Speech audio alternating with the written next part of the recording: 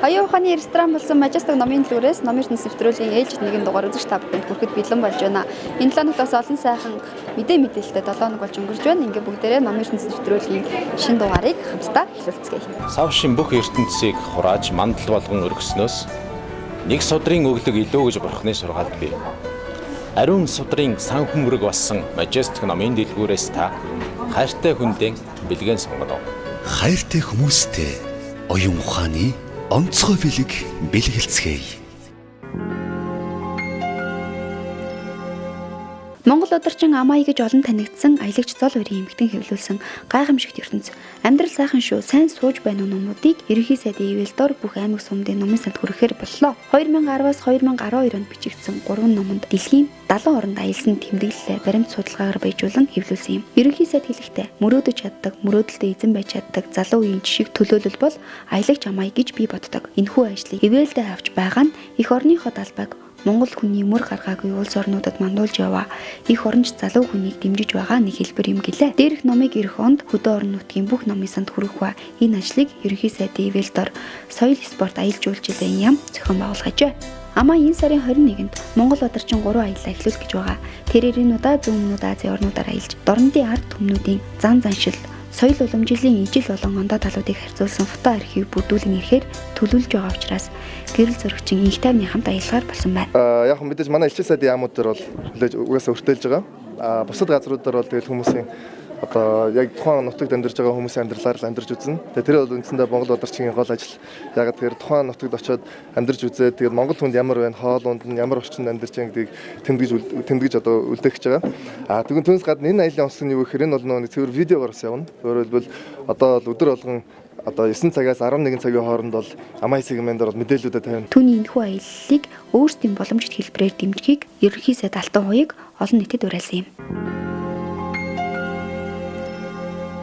Гэр бүлийн талаар олон жил судалгаа хийсэн Наран туяа судлаач гэр бүлийн харилцаа болон хүүхэд хүмүүжлийн тухай өөрийн бичсэн номуудаа шинээр эрхлэн хэвлүүлж шинэ номынхаа нээлттэй Majestic номын дэлгүүрт хийлээ. Хүүхэд хүмүүжүүлэх болор судар, шин зууны хүүхэд хөгжил, сэтгэл зүйн зөвлөгөө өгөх, гарын авлага, гэр бүлийн амьдралын нууц, гэр бүлийн амьдрал, гэр бүлийн харилцааны алтан судар гэсэн 6 номоо танилцуулж уншигчдын сонирхсан асуултанд хариулсан юм. Эдгээр номууд дахь гэр бүлийн зөвлөгөө мэдээлэл нь хоорондоо давтагдаагүй бөгөөд олон мянган гэр бүлийн амьдралыг судалж тэдний яриаг чагнаж сонссны үндсэн дээр эрхлэн гаргасан юм а. Тэгээ Монгол гэр бүлийн уламжлалт ёс заншлыг бид дээдэлдэг өвөг дээдсээс гаралтай. Тэгэхээр гэр бүл судлалаар 23 дахь жилдээ ажиллаж байгаа, судалгаа хийж байгаа. Тэгээ энэ чиглэлээр шинэ номнууд гарлаа. Ямар ч асуудал байхгүй зүрх сэтгэл нь амар амгалангаар дүүрсэн, нөхрөө бүрэн дүүрэн итгэсэн, эхнэрээ бүрэн дүүрэн итгэсэн, хүүхдээ бүрэн дүүрэн ойлгож, дуулууртаа өөрийн болгож авсан ийм сайхан халуун дулаан ам бүл байхын төлөөнөө та бүхнийг уриалан дуудаж байна. Судлаач хууль зүйн ухааны доктор Наран туяа болон түүний хамтрагчид гэр бүлийг тойрсон бүхий л асуудлаар сэтгэл зүйн зөвлөгөөг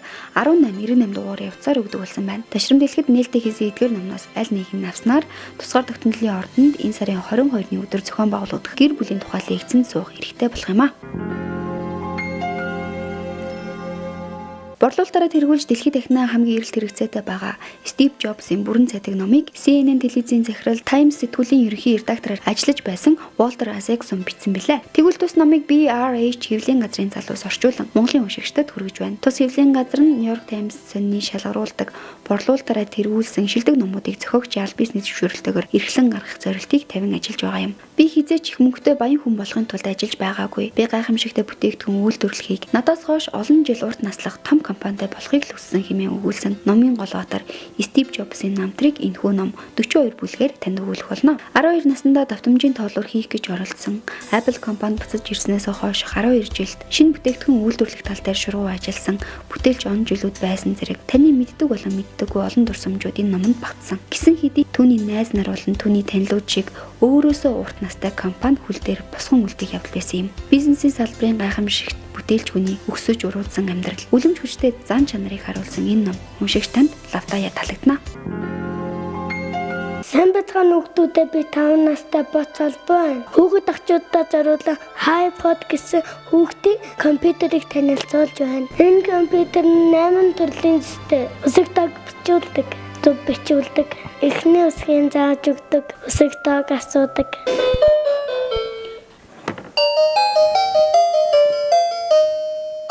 Үсэг хаана байна?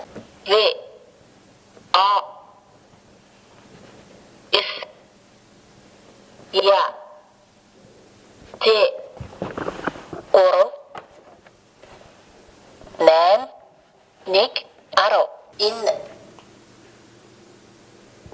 оо энэ ир нар энэ онго. Энэхүү хайпад нь хүүхдийн хөгжилтэй байдлаар өсөх тоо өнгө ялган сурахад зориулагдсан бөгөөд 1-ээс 10 хүртэлх тооны дотор нэмж хасах, өсөх тоо асуух, дуудлагыг хэлж өгөх болон өсөх тоогоо хэрхэн хурдан чийжилсэн зэргийг нь шалгах боломжтой юм. Мөн хүүхдийн өнгө ялгах, сонсох, мэдрэх, сэтгэн бодох, хөдөлгөөний чадваруудыг нэмэгдүүлэх зэрэг олон талын оч холбогдолтой бүтээгдэхүүн юм. 18 сартаагаас сургуулийн өмнөх нас 1-р ангийн хүүхдүүдэд хэрэглэх боломжтой. Хүүхэд өдөхгүйгээр 35 өсгөө нүдлээ зогсохгүй тооны дуу, цагаан толгойн дуугаа дуулж, чийжрээ тоо бодох, зөв бичих зэрэгт бие даан суралцах юм. Хичээлийн хажуугаар түр амсгийн гэмн 10 төрлийн төгөлдөр хүрийн аялгыг сонсч болно. 1 дээр нэмэх нь 1 тэнцүү хідвэ. Төв байна. 8 дээр нэмэх нь 2 тэнцүү хідвэ. 10 Төв байна. Эцэг эхчүүд хүүхдийнхээ оюун ухаан, логик сэтгэлгээг хөгжүүлж хөдөлгөөний чадвар, анхаарал төвлөрүүлэлт, бие даан суралцах арга барилыг нь эзэмшүүлэхийг хүсчээвэл хүүхдийн компьютер буюу хайподыг сонирхоод үзээрэй. Хайпод нь 5 янзын үнийн сонголттой байгаа учраас хүүхдийнхээ дуртай өнгийг авч өгч болох юм. Үзэгчтэй хайподыг Majestic номын дэлгүүр болон номингийн сүлжээ дэлгүүрүүдээс гадна Интерном, Мир, Эрдэм, бэлэг номын дэлгүүрүүдээс үзэж сонирхон худалдаа авах боломжтой юм а. Монголын утга зохиол судлалын төвөөс зохиолчдын дунд түүхэн сэдв туужийн уралдааныг энэ онд зарласан билээ. Тэгвэл өнгөрсөн 7 хоногт уралдаанд ирсэн зохиолчдын бүтээлийг шалгаруулж шилдэг зохиолчдод шагнал гардууллаа. Хүүхд түүхээ мэднэ гэдэг өөрөө ирээдүйн замаа засах их том сургууль болдог. За өнөөдрийн байдлаар одоо манай Пүрэв, Оюун, Үзий сүрэн, одоо Мягмар сүрэн гэдэг одоо Зандравэди гэдэг одоо манай том зохиолчид оролцлоо. Тэгэхээр энэ зохиолчдынхоо одоо хөдөлмөрийг үнэлэх. За магадгүй тодорхой хэмжээнд утга зохиолын болоод түүхэн сэдвт баримтын бүтээлийн үнэлэмжийг өсгөх. Энэ тал дээр одоо төртөө саатын сан анхаарч ажилласан юм. Тэгэхээр сүүлийн үед одоо манай зохиолчид энэ түүхэн сэдвээр их оролдож их сайхан бичиж байгаа юм байна. Ингээд төртөө саатын сангаас энэ туужийн урлаан зарласан байсан. Тэгээд одоо би нэг нэлээд жоохон дуу олж мэдээд тэгээд энэ урлаанд оролцсон. Тэгээд миний хийсэн бүтээсэн маш их сайхан шалгарсан байна. Энэ бол цаашдаа одоо түүхэн сэдвээр бичдэг надад бол их урам зориг хайрлаж байна. За энэ Орлоо мэргийн цагаан гэж энэ тархингийн тэр амбан захирч байсан байгаа. Манжийн төргөрөл тааны үед би яагаад энэ үнийг сонгож авсан бэ гэвэл энэ ерөөсөө манжийн дарангуулын үед 81 зоосоор хэрчүүлж одоо нас барсан 2 хүн байдаг байхгүй. Нэг нь болохоор хотгоодын Чингэнжүү, нөгөөх нь Орлоо мэргийн цагаан. Тэгээ ингээ энэ хүн манайхан болохоор хотгоодын Чингэнжүүг л одоо 81 зоосоор яасан гал ингээл энэ хүн ингээ төрөнд яасан болохоор энэ үний тухайл ингээ шуугаад идэг. Тэр Орлоо мэргийн цагааныг ерөөс нь их дурсдгүй. Тэгээ энэ хүний түүх баримтыг олж аваад Орлоо мэргийн цагаан гэдэг зохиол бичсэн. 20 гаруй уран бүтээлчид энэхүү уралдаанд оролцсон бөгөөд шалгарсан бүтээлүүдийг эмэгтгэн түүхэн сэдв туужийн ном болгон эрхлэн гаргах юм байна.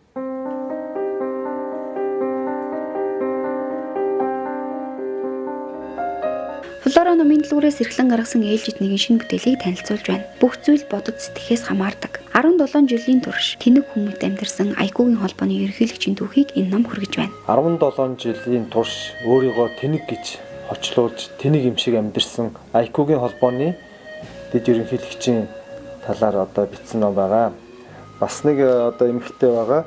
Энэ найз охин нь энэ нь болохоор өөрийгөө царай муутай гэж үнэлэгдэж явсан тэр энэ эрэгтэй эмэгтэй хоёр хүүхэд том болоод залуу болсон.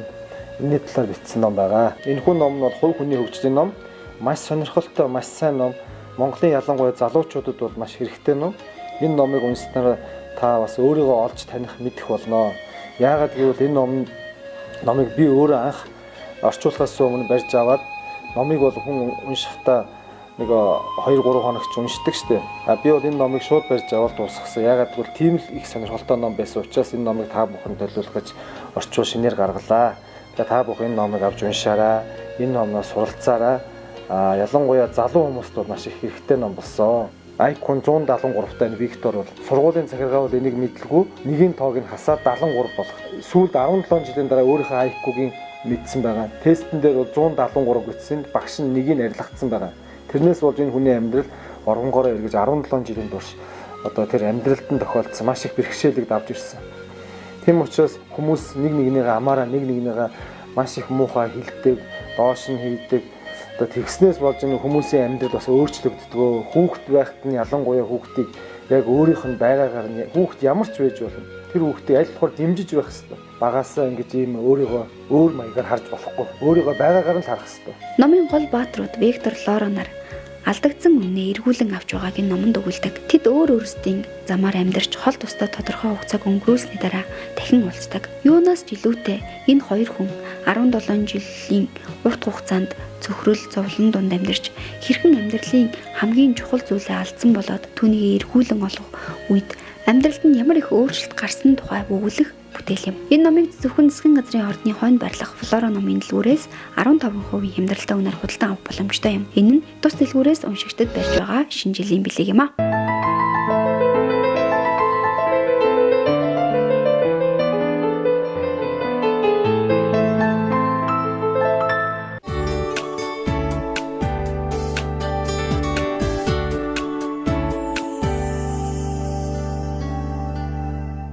За хамгийн энэ дээр бол Монголын нуус тавчааны цуглуулга. Монголын нуус тавчаа бол их олон хэлхийн одоо олон хэлээр. За энэ зарим нь яг ерөн Чингис хаантайгаар холбоотой гарсан номнууд байх шиг байна. Өнгөрийн Монгол эрдэмтэн Легити гэдэг хүний одоо алдартай нуус тавчаа. Энэ бол энэ Монгол хэл шинжилгээний цоврал монумента гэдэг юм угаар гарсан ийм ном 1971 онд гарсан. Одоо хамгийн ховор гэх юм бол энэ Пелио гэж одоо Францын монголч эрдэмтэн хүний Монголын нуус тавчаа одоо жинхэнэ оригинал их байна. Энэ ном бол ер нь их ховор ном. Тоосогдож болно. Энэ 1940 онд анх гарсан учраас. Австралийн монголч эрдэмтэн нэртэй монголч эрдэмтэн Архивэлз гэж хүн байдаг. Энэ Архивэлз, Эгердэ Архивэлз. Энэ хүн одоо яг надаа энэ Монголын нуус тавчааны 2 батыг хийчихэд байгаа. Тэгээ энийг бол одоо насаараа энэ хүн бол энэ Монголын нуус тавчаа судлаад одоо ийм The Secret History of Mongols гэдэг номны 1-р батны 2 бат байгаа. Тэгээ энийг надад өдөр Австралийн их сургууль очиход бэлгэлсэн. За тэгээ одоо 3-р батыг бол хийж байгаа гэж байгаа. Тэгээ иймэрхүү энэ Монголын нуус тавчаа нэг сэдвээр барьж байгаа яг тууштай одоо тий одоо Монголын нуус тавчаа яг номоор нь үзэх юм бол одоо нэг ийм л ном байгаа шүү дээ. Тэгээ энэний чинь дотор нь задлаад бүх үгийн тайлбарлаад тэгээ одоо зөвлөлт хийгээ. За тэгээд хэн хаана одоо юу гэж судалсан, яаж судалсан, юу гэж хэлсэн гэдэг бүх юм хийгээд одоо дахиад нэг ийм 3 дахь батыг хийж байгаа гэж. Тэгэхээр зэрэг энэ бол Монголын нуус тавчаад үнэхээр угаасаа агуу бүтээл. Тэр ерөөсөө нэг барж барахгүй тийм зүйл. Хин ч ямар ч юм хийгээд тий. Тэгээ энэ дотор бол энэ Монголын нуус тавчаатай холбоотой бүх судалгааны бүтээлүүд бас байгаа л да. Энэ бас нэг ном яхад бол энэ Польшийн монголч эрдэмтэн Лужинский гэдэг хүний бичсэн Польш хэлээр орчуулсан Монголын нуус тавчаа гэдэг ийм ном. Одоо яг оригинал их юм бас байна. Жагсаалт гэдэг юм. Энийг юм бол одоо онлайн тавьсан байгаа шүү дээ. Өөрөөр хэлбэл хүмүүс надаас энэ номыг танд одоо ийм ном байна гэж асуухгүйгээр таны тэр номыг зээлж уншъя гэж уншиж болохоор тийм боломж одоо миний тэр блог дээр байж байгаа. энэ их сони юм биш. Таны одоо тэмдэглэлийн дэвтэр өдөө. Ингээд яагаад ч юм ингээ харсан сүрдээ хар байт юм бэлээ. Бараг л оюутан болохын үеэс л одоо бүх юм байгаа. Зүгээр энийг ингээ харахаар бүх юм дурсамж дуртгалаад тэгээд сүүлийн үед он оноор ингээ аваад хадгалаад хар зэрэг эднэр ч бас тийм. Одоо энэ 2003 их байна. 7 оных байна. 9 оных байна. Тэгээд иймэрхүү. Тэгээ энэ бол одоо нэг хэзээ нэгэн цагт жоохон завтай болохоор жоохон дотроос нь харин тийм насандаа суугаараа жоохон юм хийнэ гэж ингэж бодож байгаа.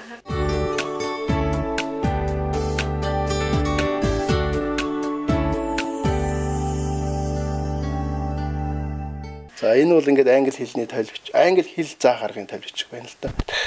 Энэ тий заах англи хэлийг яаж заах вэ гэдэг. Энэ бол яг цэвэр яг англи хэлний сурах хүчнүүд байгаа. Энэ болохоор яг монгол хэлний одоо судалгаа хийсэн хүмүүсийн юу байгаа. Энэ болохоор жоохон тийм одоо тойл бичиг, лавлагаа тийм зүйлүүд байж байгаа. Жишээлх юм ийм лавлагааны тойл одоо үнд зүйлийн юу ном гэж гаргасан байна. Тэгээ энд бол монгол судлалын тухай бас бичсэн байгаа. Манж монгол судлалын одоо Харвард их сургуулийн номын санд ямар номнууд байна вэ гэдэг тухай нь одоо Марк Элиот гэдэг хүн бол бичээд энэ Кливиц гэж алдартай одоо Монголын нууц тавчаа судалдаг хүн байдаг ш. Тэр хүний тухай намтар түүх тэгээд ямар ном яаж цуглуулж ирсэн тэр. Энэ хүн бол нөгөө 1940-од оны ихэр хятад байж авах хугацаанд Монгол ном цуглуулад дараа нөгөө нэг Америкийн цэргийн машинд очиад юу Харвард их сургуульд очиад тэгээд Харвард их сургуулийн монгол судлалын монгол номын одоо ихийг тавьсан юм байдаг. Тэрнийхэн тухай юмрхүү бичих жишээтэй. Тэгэхээр одоо миний нэг бас нэг анхаармаар юм шиг санагддаг нэг зүйл бол энэ Монголд хэвлэгдэж байгаа Монгол номын зах зээлийг гадагш нь гаргамаар байгаа байхгүй. Өөрөөр хэлэх юм бол бид нар бол яг энэ дотоодынхаа зах зээг л зээлчлээ ингээл нэг хэдэн номоо зарах гэдэг ингээд яваад байдаг. Хэдэн дэлгүүр тавиал одоо энэ чинь бол нэг тийм хувь хүний бизнес маягтай ер нь ихэнх номч өөрөө ингээд хувийн бизнесийн югаар явж штэ. Гэтэл нөгөө талд нь бол ерөөсөө Монголд хэвлэгдэж байгаа номын зах зээлийг гадны зах зээл рүү гаргах тийм маш том зах зээлүүд бол байж байгаа. Яг гэх юм бол дэлхийн томоохон бүх номын сангууд бол Монголын тухай ном авмаар байна. Монголтой харьцах ямар ч гарц орц байхгүй. Өөрөөр хэлэх юм тий. Өөрөөр хэлэх юм бол одоо Монголоос ном авъя гэхэд Монголд ямар ном хэвлэгдэж байгаа мэдээлэл алга байна. Монголын номыг зарж байгаа компани алга байна. Ийм учраас энэ Монголын жижиг зах зээлийн бид нэр одоо ингэж яаж их орно гадагш нь гарах тийм зах зээл бол манай энэ ном хэвлэлийн компаниуд бол нэлээд анхаармаар. Би бас энэ чиглэлээр сонин мань бас ганцаар бичдгийг тэгээд ерөөсөө юу яахгүй анхаардаг юм байхгүй. Одоо сүүлийн гадаадын зах зээлийг одоо Монгол номоор хангах тэр үйл ажиллагааг зохион байгуулах их зүгээр.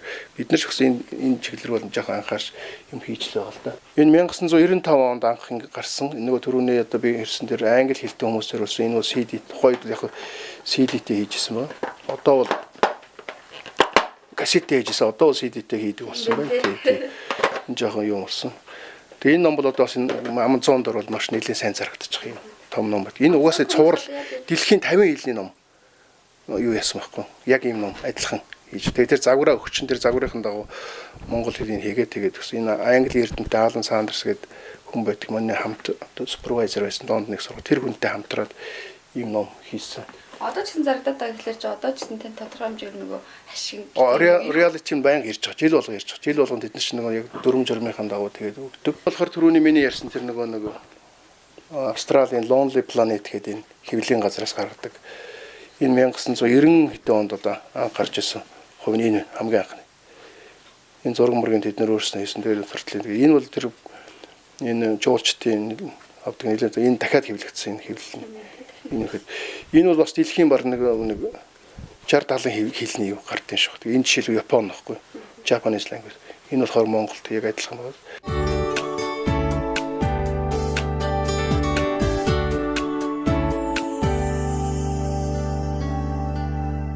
За тэгээд энэ дээдлийн номнууд бол одоо миний одоо хийсэн тийм номнууд байгаа. Одоо анхны ном гэх юм бол Монгол бичгийн товч тойл гэдэг энэ одоо хүмүүс нэлээд сайн мэдт юм. 1992 онд бол одоо жинхэнэ бид нэг зах зээл дөнгөж ороод идэх олгүй орог болж их тэр үед одоо энэ Солонгосын засгийн газрын тусламж гэж бай тэр үе буцалтгүй тусламж гэж тэр юугаар одоо бичсэн. Одоо энэ ч нэг бүгд ингэ бичсэн баг Солонгосын. Тэгээ энэ номд их хайртай гэдэг энэ тэнд явж байхад хүмүүс бас байдаг юм билээ. Би бас энэ өөрөө ном хийгээд зогсохгүй хүүхдүүдийг бас нэг жоохон юм хийгээсэй гэж яхан. Тэгээд 2008 онд намайг Токиод очиод байж хат энэ Барак Обамагийн энэ спич одоо хэлсэн үг хэллэг Японд маш их зарагдаад 30 сая хувь зарагдсан байхгүй тэр үед Японд.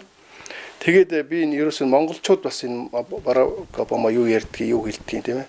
Тэрийн зүгээр одоо монголоор орчуулах хэвлэхийн оронд энэ бүр ингээд юу ячаа CD-тэй хэвлээд өөр Барак Обамагийн voice юм уу дуу хоолойг энэ CD-д нь хийгээд ингээд тэгээд хадмал маягаар хийсэн. Өөрөөр хэлбэл энэ чан англи энд нь монголын.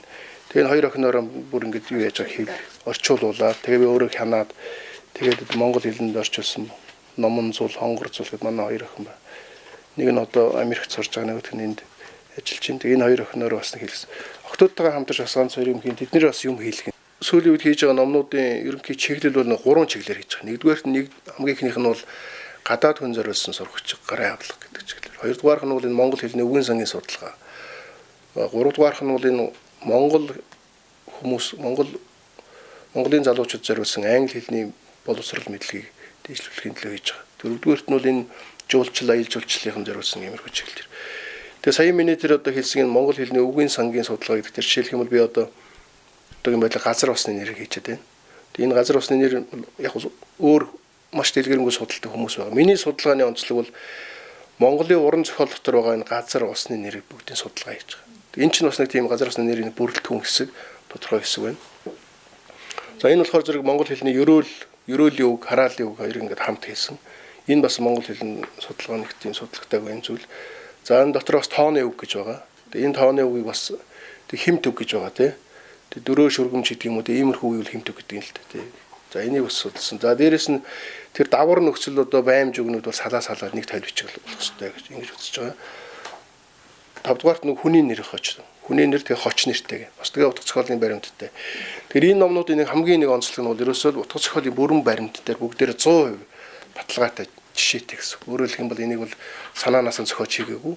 Утга зохиолын баримтаар баталгаажуулж хийж байгаа учраас энэ ном бол бүрэн баримттай. Хинч ашиглаж болно, хинч авч болно. Яг бол энэ жишээлч ямар номдор байна, хэний номдор байна, хаана байна, хэдэн онд гарсан юм дээр байна гэдэг бүх юм энэ дотор байж байгаа учраас.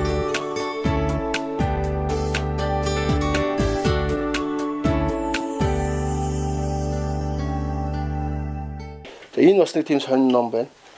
Энэ одоо Монголын уран зохиолын уламжилт уран зохиолын одоо антологи юм уу одоо төвөр. Энийг одоо энэ Английн монголч эрдэмтэн Бауден гэдэг хүн хийсэн агуу юм гэсэн. Энэ одоо баг үндсэндээ Дамжин сургуулийн 100 билийг англи хэлээр орчуулсан байхгүй. Энэ ном бол үнэхээр гайхамшигтай ном болсон. Энэ хүн бол одоо 1924 онд төрсэн хүн. Одоо хүртэл амьд Лонд тий 1900 тэгээ одоо бол энэ Лондонын их сургуулийн Монгол судлалын салбарын дарга байсан байхгүй. Тэгээ одоо насаараа Монгол судлал хийгээд Монгол англи тойл бичих гэж байдаг ш та нар мэдгүй тэр.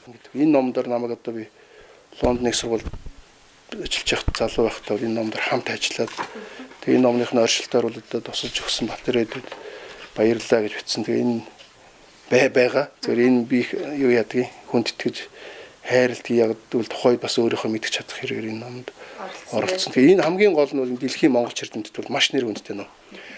Одоо энэ манай Монголын гайгүй юу орчуулагч нар ч гэсэн энийг барьж хийд юм. Хамгийн нэг сайн тал нь энэ дотор талын үгийн сан нь их сайн байна. Би бас өөрөө энэ юу сонирхдаг энэ урлагийн юм дизайныг өөрөө сонирхдаг байхгүй. Өөрөө хэдийгээр хэлний хүн боловч дизайн сонирхдаг. Яг энэ дизайны хобби. Тэгээ тийм дизайны номнууд их цуглуулдаг. Тэгээ эндээс бол би яагаад гэвэл бас өөрөө чадахгүй ч гэсэн бас янз янзын юм хийх сонирхолтой. Жишээлх юм бол би одоо лого хийж зохиодог байхгүй. Өөрөөр байгууллагуудын лого ч юм уу. Жишээл одоогийн байдлаар үл энэ их сургуулийн Монгол судлалын сургуулийн лого тэр зохиосон. Тэгээ тэр нөө зохиогч ирэх энэ төр авчихсан байж байгаа. Тэгээд одоо энэ жишээл дандаа логоны номнууд.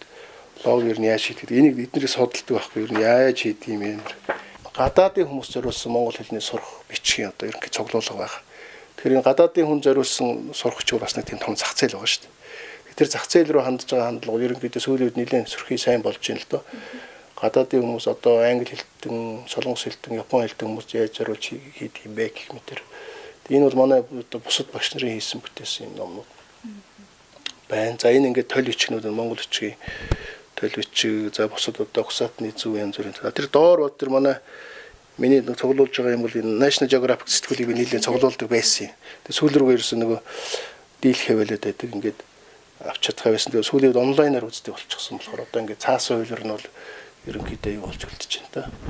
За энэ хэсэгт бол яг дээр нь бол Монголын уран зохиол, тэгээд цувралаар гарсан, хаадын сангаас гарсан юм судалгааны бүтээлүүд байгаа. Энэ бол Монгол хэл соёлын цэвэр судалгааны бүтээлүүд. Энэ болохоор бас түүх соёлын сэтгүүлүүд байгаа. Энэ болохоор бас лавлгааны бүтээл. За энэс доош бол дандаа одоо манай Монгол хэл шинжлэлийн чиглэлээр гарсан, гадна татмаг гарсан сэтгүүлүүд байгаа. Польшийн эрдэмтэн Котвич гэдэг хүн 1912 онд Монгол руу судалгааны экспедиц явуулсан байхгүй. Тэр хүний одоо экспедицээр цуглуулсан материалыг дөнгөж сая Краков хотод энэ хурал хийгээд олон улсын дорн дахны судлал сая яваад ирсэн. Тэр хурлын үеэр одоо гарсан бүтээл нь байна. Тэгээ энэ бүтээлийг бол тэр Варшавын Польшийн монголч эрдэмтэд хийж гаргасан. Яг энэ өрөөнд л яг таны л одоо гарын дээр байдаг номнууд байгаа юм шүү дээ тий. Яг гэр бүл зориулсан гэвэл одоо гэр бүл зориулсан ном бол жоохон тустай байгаа. Тэгээ тэр нь бол яг голцоо одоо онч орч үед нөгөө хоолундны дэглэм барих тийм ээ одоо эрүүл байх тал руу гон чиглүүлсэн тэр номнууд цуглуулдаг. Тэр ном нь бол тустай өөр ном юм бас байна. Тэгээ тэрнийг нь бол манай хүүхдүүд гэр бүлийн бүгдээрээ авч хэрэгжилж яадаг. Тэгээд манай ээж бас биднийг баг багт их ном уншуулдаг байсан. Одоо миний ээж чинь 80 төгсөж байгаа хүн байгаа. Тэг бүр багаас л одоо чи ном сурах хэвээр өөрөө ч сурч болохгүй байсан юм юу та. Тэгээд аль хоор ном уншуулдаг. Би өөрөө бас хүүхдээ хотын тийм зураг зурдаг хүүхд байсан. Тэгээ манай ээж бас тэрийг хөгжүүлэх гэж нэлээд явсан. Тэгээ сүүл рүүгээ их сургууль заавал орох хэвээр цэрэгт явж болох. Одоо тэр үед ч нөө цэрэгт явуулдаг байлаа шүү дээ. Бид нэр дөнгөж 10 төгссөнгөө. Тэгээд ээж юм одоо хамгийн айд юм цэрэг эсвэл одоо тэр малдаар гарах гэдэг хоёр ажимнаас маш их айдаг. Чи яаж хийж байгаа л одоо 8 төгсөөд 10-д орох хэрэгтэй, 10 төгсөөд их сургууль орох хэрэгтэй гэдэг ийм л зарчмаар л хүмүүж өссөн. Тэгээд энэ юугаар л явж байгаа л гэж бодож байгаа. Дээрээс нь манай нах зах байгаа бас. Миний нах зах манай ээжийн төрсөндөө бол энэ багшийн сургуулийн проректор бас яг Монгол хэл шинжилгээ хүнэлтэй. Тэгээ энэ бас энэ Монгол хэлний мэрэгжил эзэм шиг энтертул бас нөлөөс ерөнхийд нь бол одоо их сургуулийн Монгол их сургууль төгсөх хэрэгтэй, их сургуулийн Монгол хэлний төгсөөд их сургууль багш болох хэрэгтэй. Юмаа бариад төгстэй байх хэрэгтэй гэдэг. Тэгээд төгссөний дараа бол одоо бас би их сургуульд багшаар үлдээ. Тэгээд Лусанжи багшийн шав болж үлдсэн шүү дээ. Лусанжи, Чойл Лусанжи гэж алдартай одоо хэлний эрдэмтэн хүн ба. Энэ хүний одоо юугаар бол сургаалыг дагаж одоо хичнээн жил ажилласан. Одоо маш их юм хийж сурсан. Тэндээс бол одоо харбор ажил их сурсан. Номыг яаж хийдгийг, юу сонирхдгийг ингээд. Тэгээд одоо сүүлийн миний хийж байгаа судалгааны одоо ном чиглэлүүд ерөнхийдөө бас жоохон тойл бичиг рүү ханддаг. Тэр нь бас тэр Лусанжи багштай холбоотой. Яг луу багш бол их тойл бичиг хийдэг тийм хүмүүс. Тойл бичиг бол нэг талаар бол яг хийхэд их төвөгтэй хар ажилтаа хэцүү гэдэг боловч нөгөө талаас хүмүүст маш их хэрэгцээтэй. Тэгээ өнөөдөр бас Монголын нийгмийн одоо хэл шинжилгээний юмдаар бол нэлээд шаардлагатай байгаа ийм зүйл учраас бас тэр лөө сонирхож байна тий. Би боддгийг хүн бол аль амьд байхдаа аль болохоор олон ном хийх ёстой. Эцээст хүнээс бол юу үлддэг вэ гэхээс ном л үлддэг байхгүй юу? Номноос өөр юу ч үлддэг. Мөнгө их хийлээгээд мөнгө нь үлдэхгүй, байшин өндөр байшин барилаагээд байшин нь үлдэхгүй. Тэрийг тэрвэрээд өгөхгүй. Тийм учраас бол хүний нэр юундаар үлддэг, номондоор үлддэг, чулуундаар үлддэг. Тийм учраас бол тэр хүн бол аль болохоор амьд байх хугацаанд аль болохоор олон ном хийгдсэн сайн гэж ингэж хэрэгтэй гэж бодож байгаа. Тэгээ энэ тэнд явахдаа одоо яаж ямар ном хийвэл хүмүүст хүрэх үү? Юу одоо нийгэм залуучууд юу хэрэгтэй вэ? Хүмүүст өөрөө би юу хийж өгч чадах вэ гэдэг тийм нэг бол байнга бодож явдаг. Тийм шин юм тэндээс одоо тусгаж авах тэр тал руу бол нэлээд тийм сэргийг мэдрэмжтэй байх. Энэ тал руу бол өөртөө нэлээд тийм шаардлагатай. Номон дуртай болгох, номын соёлтой болгох, номыг дээдлэх энэ ч нь бол яг манай Монгол бол уламжлалаар бол байгаа. Гэхдээ сүүлийн үе одоо энэ зах зээлийн анги давлгаанд одоо ерөөсө бүх юм чинь дарагдаад ингээд одоо өнгөрөх гээд байна л да. Хүн бол ертөнцийн нараар нэг гэгээр нь нөгөө талаасаа бол номоор дотроосоо юм уу оюун санаагаа бол номоор нэг гэгээр бол тийм учраас бол ном бол ертөнцийн хоёр дахь нар юм аа л гэж. Ер нь номтой хүн бол баян гэж би боддог. Тэгэхээр энэ сайхан номтой ном өргөтэй оюунаар баян батарейд байхагаа орж оролцууллаа. Тэгээд нэвтрүүлэгтээ хамтаа үзэгчдэд баярлалаа. Таны ажил үйлсэд ялангуяа ном бүтээх үйлсэд өндөр амжилтыг хүсье. Залуучуудаа хойч үедээ эрэхтэй олон сайхан монгол судлалын бүтээлүүдийг тойрон гаргаарай. За баярлалаа. Ер нь бол номтой хүн бол баян байна, номтой хүн бол ухаантай байна, соёлтой байна, тэг гэгээн байна шүү гэдэг ийм уриалгаар хэлмээр байна.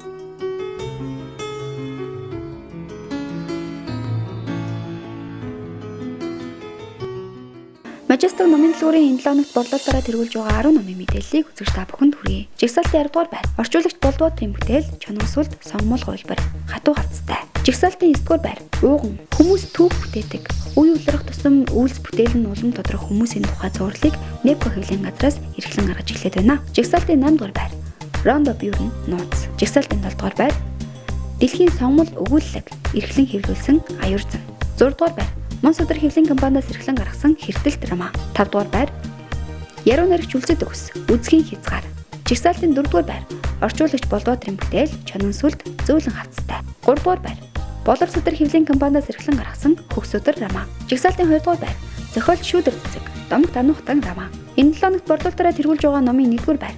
Jeffrey Folt оюун гэрэл нарын хамтын бүтээл Ногоон нүдэн лам дахин тэргүүлсэн байна.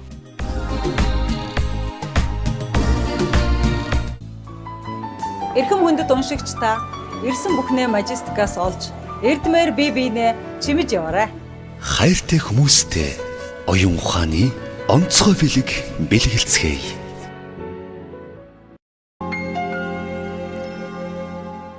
Номын ертөнцийн нэвтрүүлэг улсын их дэлгүүрийн гаднаас үзэгч та бүхэнд хүрч өндөрлөж байна. Нэвтрүүлэг энэхүү дэлгүүрийн 6 давхраас хүрдэг гэдгийг үзэгч та бүхэн мэдж байгаа үгүй.